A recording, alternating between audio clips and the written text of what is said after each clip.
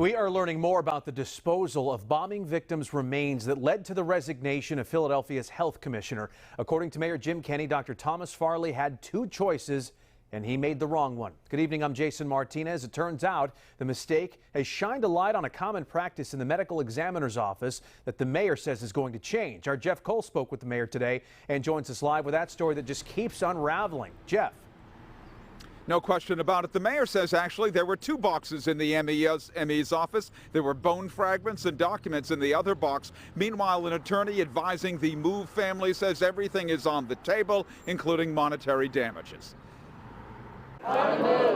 Word of the destruction of the remains of the Move victims came as the 36th anniversary of the deadly bombing was being marked in Cobbs Creek Thursday. One day later, and Mayor Kenney provides more details on how the city came to destroy them. Any types of human remains should be dealt with by returning them to the family.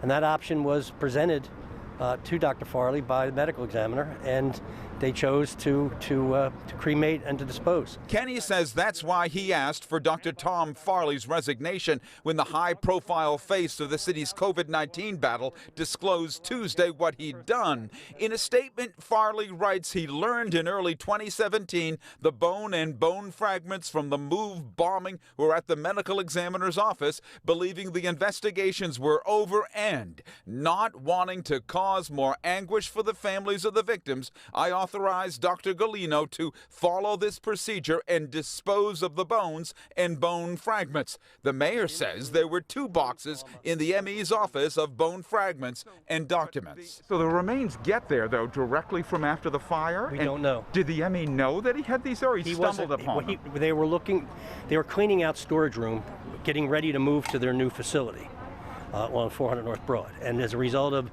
moving things around, the box had the word "move" on it. It's bad enough to misuse human remains. It's unforgivable to destroy human remains. Attorney Michael Cord says he was with four members of the Move family Thursday when they met with city officials. Their position is that we're shocked, we're traumatized, let us go back, let us talk to other family members, let us regroup, and we'll get back to you. Cord says the family wants systemic change. Kenney knows of at least one. I mean, he was offered two options. One of them, to destroy, is a policy, correct? Correct. You do allow that. That'll change? Well, that'll change. That's going to change. 11 people perished in the Move bombing. Cord says the tragedy goes on. He figured, hey, if the city of Philadelphia is incinerating human beings, then what's the big deal about disposing of some of the remains? We're standing here on Osage Avenue where the bombing occurred some 36 years ago. Court also talks some sort of legal agreement with the city of Philadelphia as well. Live here in Cobbs Creek, Jeff Cole, Fox 29 News.